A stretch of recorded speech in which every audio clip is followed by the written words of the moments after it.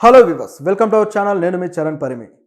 Hero ధనుష్కి red card ప్రకటించిన Tamil producers council. అంటే ధనుష్ ఇక సినిమాలు చేయొద్దు అన్నట్టుగా ఆయన బ్యాన్ చేసినట్టుగా, దాదాపు బ్యాన్ చేసినట్టుగా రెడ్ కార్డు అయితే ప్రకటించారు. ఈ రెడ్ కార్డు అనేది మామూలుగా స్పోర్ట్స్లో చూస్తుంటాం. మనం ఫుట్బాల్లో కావచ్చు, హాకీలో కావచ్చు, ఎవరైనా ఎక్స్ట్రాలు చేస్తే వాళ్ళ మీద రెడ్ కార్డు ప్రకటించి వాళ్ళని కూర్చోబెడతారు పక్కన.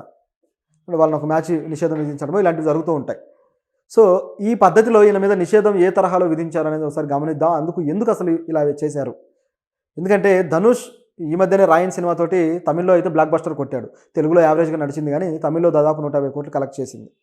సో అది కూడా తన సొంత డైరెక్షన్లో తన 50వ సినిమా అది. సో ఇంత బాగా మంచి పాపులారిటీలో నడుస్తున్న హీరో మీద ఎందుకు ఇలాంటి బ్యాన్ అయితే చేయాల్సి వచ్చింది? ఏం చేశాడు ఈ ధనుష్ అనే క్వశ్చన్ అయితే వస్తుంది. ధనుష్ మీదనే కాదు, కొంతమంది హీరోల మీద కొన్ని ఆంక్షలు అయితే వీళ్ళు పెట్టడం జరిగింది. సో దాంతోపాటు అసలు ఈ కౌన్సిల్ ఏమేమి నిర్ణయాలు తీసుకుందనేది ఒకసారి గమనిద్దాం. అంటే దీనివల్ల ఇప్పుడు ధనుష్ తెలుగు సినిమాలు లైన్గా చేస్తున్నాడు. కుబేరా సినిమా ఉంది, శేఖర్ కమ్ముల అలాగే నాగార్జున కాంబినేషన్లో. సో మరి ఆ సినిమాకి ఏమైనా ఇబ్బంది ఎదురవుతుందా? అలాగే ఇక తమిళ్లో కూడా ఆయన పెద్ద స్టార్లతో చేస్తూ ఉన్నాడు. సో వాటికి ఏమైనా ఇబ్బంది అవుతుందా అనేది చూడాలి.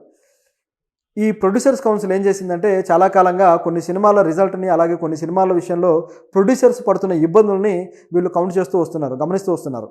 సో ఆ విధంగా చూసినప్పుడు చాలా కాలం క్రితం స్టార్ట్ అయిన గౌతమ్ మీనన్ సినిమా ధ్రువ నక్షత్రం, ఆ సినిమాలో హీరో చియాన్ విక్రమ్. ఆ సినిమా స్టార్ట్ అయ్యి దాదాపు 5-6 ఏళ్ళు దాటిపోయింది. అది ఎప్పుడో పూర్తయింది, కానీ రిలీజ్ అవుతుంది అంటూ అలా సాగుతూ ఉంది. సరిగ్గా బిజినెస్ అవ్వకో, లేకపోతే ఆర్థిక లావాదేవీలు తేలకో ఆ సినిమా అలా పెండింగ్ అయిపోయింది. చివరికి ఆ సినిమాని రిలీజ్ చేయించడానికి గౌతమ్ మీనన్ కూడా చాలా ప్రయత్నాలు చేసి తన ఆస్తులు కూడా కొన్ని అమ్ముకొని ప్రయత్నించినా సరే అది రిలీజ్ అవ్వలేదు. దాని ఎఫెక్ట్ ఆయన మీద పడడం వల్ల ఆయన ప్రొడ్యూస్ చేసిన కొన్ని సినిమాలు కూడా రిలీజ్ అవ్వలేదు. ఆయన మరొక సినిమా కూడా ప్రొడ్యూస్ చేశాడు, నరకాసురుడు అనుకుంటే సినిమా పేరు. ఆ సినిమా డైరెక్టర్ అతను కూడా ఒకే సినిమా తీశాడు. ఇది రెండో సినిమా. ధ్రువంగల్ పతినారు అని చెప్పేసి తమిళ్లో ఒక సినిమా తీశాడు అతను. ఆ తర్వాత ఇది రెండో సినిమా. గౌతమ్ మీనన్ అవకాశం ఇస్తే మంచి సినిమా. అతను సందీప్ కిషన్ అలాగే అరవింద్ స్వామి, సో వీళ్ళు కాంబినేషన్లో చేశాడు. దాని ఎఫెక్ట్ దీని మీద పడడం వల్ల ఈ సినిమా కూడా ఆగిపోయింది. దాంతో అతను కోర్టుకి వెళ్ళాడు. గౌతమ్ మీనన్ నా సినిమాని రిలీజ్ చేయట్లేదు, ఇలా ఉంటే ఎలాగని చెప్పేసి. సో అది చేస్తానని మాట ఇచ్చాడు, కానీ అది అలా సాగిపోయింది. అది ఇంకా షెల్వ్ అయిపోయింది ఆ మూవీ. అయితే ఇప్పుడు ఈ ధ్రువ నక్షత్రం కూడా అలాగే షెల్వ్ అయిపోయి చివరికి ప్రొడ్యూసర్కి చాలా నష్టాలు అయితే వచ్చాయి. దీన్ని దృష్టిలో పెట్టుకున్నారు. సో దీంతోపాటు ఇక భారతీయుడు చాలా కాలంగా, భారతీయుడు 2 సెకండ్ పార్ట్ ఏదైతే వచ్చిందో మొన్న, ఆ సినిమా డిజాస్టర్ అయిపోయింది. సో చాలా బాధాకరంగా ఆ సినిమా ముగిసిపోయింది దాని శకం. ఒక మంచి సినిమాకి సీక్వెల్ తీస్తూ ఈ విధంగా రావడం అనేది ఆ సినిమా ఫ్యాన్స్ కూడా బాగా హర్ట్ అయ్యారు. అయితే ఈ సినిమా స్టార్ట్ అయ్యి చాలా కాలంగా షూటింగ్ జరిగి కొంతకాలం ఆగిపోయింది, దాదాపు 2 ఏళ్ళు. ఆ తర్వాత మళ్ళీ హడావుడిగా ఏదో షూటింగ్ చేసేసి దాన్ని రిలీజ్ చేసేసారు. సో ఆ విధంగా రిలీజ్ చేస్తే ఆ సినిమా ఆడలేదు. అయితే దీనికైనా బడ్జెట్లు, దీనికి తీసుకున్న గ్యాప్, దానికి పెరిగిన వడ్డీలు, ఇవన్నీ దృష్టిలో పెట్టుకుంటే అది మోపేడంత అయిందనమాట. సో ఇప్పుడు ఇది కూడా ప్రొడ్యూసర్స్ దృష్టిలో పెట్టుకొని, ఇలా ప్రొడ్యూసర్స్కి ఇబ్బందులు కలుగజేస్తున్న డైరెక్టర్లని, ఆ హీరోల్ని మైండ్లో పెట్టుకొని ఏం చేశారంటే వీళ్ళ మీద ఆంక్షలు విధించాలి అని చెప్పి డిసైడ్ అయ్యారు. సో దానికోసం వీళ్ళు కమిటీ వేశారనమాట. అంటే ప్రొడ్యూసర్స్కి చెప్పిన బడ్జెట్ ఎంత, వీళ్ళు పెంచుతున్న బడ్జెట్ ఎంత, వీళ్ళ అగ్రిమెంట్లు ఎందుకు వైలేట్ చేస్తున్నారు, చెప్పిన బడ్జెట్ ప్రకారం అగ్రిమెంట్ ఉంటుంది, దాన్ని వైలేట్ చేయడం ఎంతవరకు కరెక్ట్ అని చెప్పేసి వీళ్ళు కమిటీ వేసి, ఆ కమిటీ ఇప్పుడు దాన్ని దర్యాప్తు చేయబోతుంది. సో దాని తర్వాత వీళ్ళు ఏం చెప్తారనేది చూడాలి. దీంట్లో భాగంగా ధనుష్ కూడా కొన్ని సినిమాలకు అడ్వాన్సులు తీసుకొని ఆ సినిమాలకు డేట్స్ ఇవ్వకుండా వేరే సినిమాలకు డేట్లు ఇచ్చాడట. దాంతో ఆ వేరే సినిమా షూటింగ్ పాల్గొంటుంటే ఈ ప్రొడ్యూసర్స్కి మండుతూ ఉంది. అంతే కదా, ఇచ్చిన మాట నిలబెట్టుకోవాలి. సో అలా చేయకుండా వేరే సినిమాలకు పార్టిసిపేట్ చేయడంతో ఈ ప్రొడ్యూసర్లు వాళ్ళు తెచ్చిన డబ్బులకు కూడా వడ్డీలు పెరగడము, లేదా ఆ డబ్బులు నిరర్ధకంగా హీరో దగ్గర ఆగిపోవడము, అదే డబ్బులు ఆయన అడ్వాన్స్ తీసుకోకుండా ఉంటే వేరే హీరో దగ్గరికి వెళ్ళి సినిమా చేసుకుంటారు.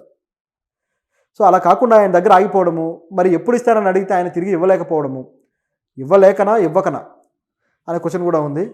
సో అట్లా వాళ్ళని ఇబ్బంది పెడుతూ ఉండటంతో ఇక లాభం లేదని చెప్పేసి ధనుష్ మీద గట్టి యాక్షన్ అయితే తీసుకొని రెడ్ కార్డు ప్రకటించారు. ధనుష్తో ఎవరు సినిమా తీయాలన్నా సరే తమిళ ప్రొడ్యూసర్స్ కౌన్సిల్ యొక్క పర్మిషన్ అయితే తీసుకోవాలి. సో ఆ పర్మిషన్ తీసుకున్నాక ఆ సినిమా చేయాలనేది వీళ్ళ ఒప్పందం. అప్పుడు కూడా వీళ్ళు పర్మిషన్ ఇస్తారా లేదా అనేది మళ్ళీ అదొక చర్చ. ఆ సినిమా బడ్జెట్ ఏంటి, ధనుష్ ఎన్ని రోజులు డేట్లు ఇచ్చాడు, ఆ డేట్ల ప్రకారం ఆయన వస్తాడా రాడా, అడ్వాన్స్ కూడా ఎంత ఇవ్వాలి, ఎంత పర్సంటేజ్లో ఇవ్వాలి, ఒకవేళ చేయకపోతే తిరిగి దాన్ని మళ్ళీ ఇవ్వడానికి అగ్రిమెంట్లో ఏమేమి క్లాజ్ అప్లై చేయాలి, ఇటువంటివన్నీ కూడా వాళ్ళు రూపొందించి పెడతారు. సో దాని ప్రకారమే ధనుష్ నడుచుకోవాల్సి ఉంటుంది. ఇది చాలా పెద్ద ఇష్యూగా మార్చేశారనమాట. సో మరి ధనుష్ ఎందుకు అలా ప్రవర్తించాడు, ఎంత ప్రొఫెషనల్గా ఉంటాడు, చాలా కష్టపడి సినిమాలు చేస్తాడు. ముఖ్యంగా ఆయన అడ్వాన్సులు తీసుకున్నాక ఎక్కువగా ఆయన సొంత సినిమా మీద ఫోకస్ పెట్టాడు. ఆ రాయన్ అనే సినిమా ఆయనే డైరెక్ట్ చేస్తున్నాడు కాబట్టి దాని మీద ఎక్కువ ఫోకస్ పెట్టేసి ఆ సినిమాలకు గండి కొట్టాడనమాట. అది ఇక్కడ వచ్చిన ప్రాబ్లం. సో దీంతోపాటు విశాల్ సినిమాల మీద కూడా వీళ్ళు కాస్త జులుం ప్రదర్శిస్తున్నారన్నమాట. విశాల్ సినిమాలు మేము ఆడనివ్వము అని చెప్పేసి. సో సో విశాల్ కూడా కొన్ని సినిమాల విషయంలో ఇబ్బందులు కలుగజేశాడు. ఆయన ముఖ్యంగా ఆయన తమిళనాడు ఏదైతే ఆ నటుల సంఘం ఉందో ఆ నటుల సంఘానికి ఆయన అధ్యక్షుడిగా చేస్తున్నారు కదా. సో దాంట్లో ఆయన ఆర్థిక అవకతవకలకు పాల్పడ్డాడు. దాదాపు 12 కోట్ల రూపాయల దాకా ఆయన అవకతవకలకు పాల్పడ్డాడని చెప్పేసి ఒక వార్త అయితే కౌన్సిల్ అనేది తెలియజేయడం జరిగింది. కౌన్సిల్కి అలాగే విశాల్ సంఘానికి మధ్య ఒక వార్ స్టార్ట్ అయిపోయింది. సో దాంట్లో భాగంగా విశాల్ని ఎలాగైనా దీని నుంచి దించేయాలి, విశాల్ సినిమాలు ఆడనీయకుండా చేయాలని చెప్పేసి వాళ్ళు ఒక రూల్ అయితే పెట్టేసుకున్నారు. అంటే అఫీషియల్గా ప్రకటించకపోయినా వాళ్ళ దగ్గర అదైతే సాగుతూ ఉంది.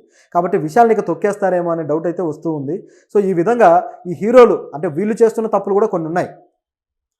అంటే ఆయన ఎంత దుర్వినియోగం చేశాడనే దానికి సంబంధించి లెక్కలైతే లేవు.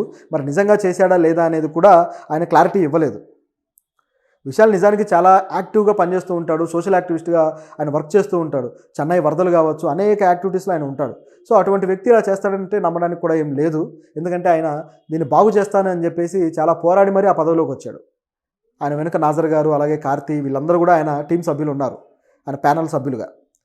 సో ఇలాంటి పరిస్థితుల్లో మరి ఆ వివాదాలు అయితే ఇక సాగుతూ ఉన్నాయి. ఇక ధనుష్కి కూడా అదేవిధంగా సాగుతున్నాయి. ఇది కుబేరా సినిమా మీద ఏమైనా ఎఫెక్ట్ చూపిస్తుందా? ఎందుకంటే కుబేరా ఒక పాన్ ఇండియా సినిమా లాగా రెడీ అవుతుంది. తెలుగులోనే కాదు, ఒక నాగార్జున గారి ఇమేజ్ కావచ్చు, అలాగే తమిళ్లో ధనుష్ గారి ఇమేజ్ కావచ్చు, అట్లాగే వీళ్ళ ఇమేజ్ హిందీలో కూడా అదే స్థాయిలో ఉంది. ఇప్పుడు ధనుష్కి హిందీలో కూడా కొద్దిగా ఇమేజ్ ఉంది. అదేవిధంగా హాలీవుడ్లో కూడా ఇప్పుడు సినిమాలు అవకాశాలు అందుకుంటున్నాడు. సో ఈ పరిస్థితిలో ఇప్పుడు ధనుష్ చేసే సినిమాలకి ఇలాంటి ఇబ్బంది వస్తే మరి అవి రిలీజ్ అవుతాయా? రిలీజ్కి అక్కడ తమిళనాడులో వీళ్ళు ఇబ్బంది క్రియేట్ చేస్తే పరిస్థితి ఏంటి అనే క్వశ్చన్ అయితే వస్తుంది. సో శేఖర్ కమ్ములాకి ఇది కాస్త ఇబ్బందికరమైన విషయమే.